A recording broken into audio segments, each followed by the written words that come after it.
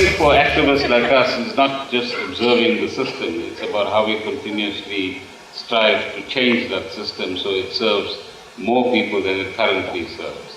And the shape of the pyramid begins to change.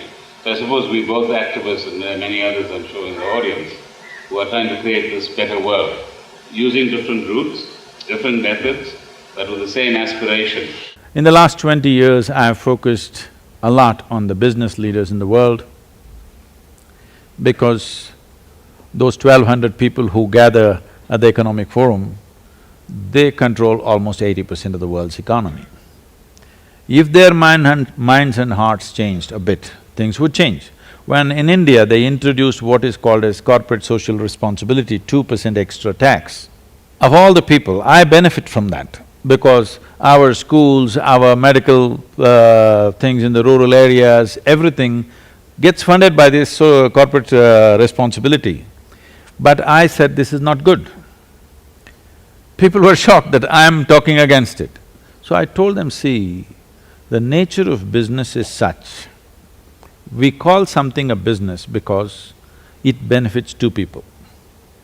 Any transaction in the world is sustainable only if it benefits both the parties. Whether it's a marketplace or marriage, this is the fact. It should benefit both the people.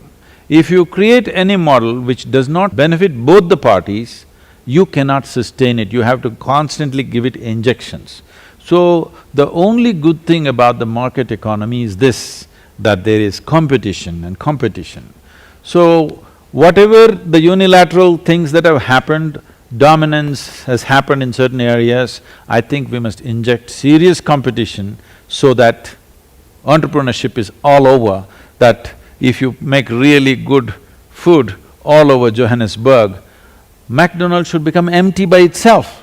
You should not try to close it down. If you try to close it down, then it becomes a different process that you cannot control. When I don't like you, I will want to close you down, that will lead to a completely different spiral.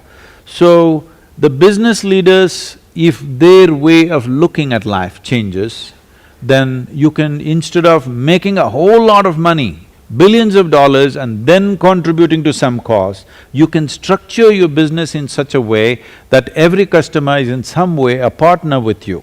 So we thought of mooting a fund where we said we call this 1%.com, we started at that time, the Economic Forum was very active. Later on, because the 2008 recession, everybody backed out of that. So this is something that I brought in, I said, if we can convince all the governments, at that time it was very close, we had spoken to people, whatever you spend on your military, 1% of that you contribute to this. And here, the top-level business brains will sit on it and see how to do business in those societies which are impoverished, where proper businesses cannot go and make profit.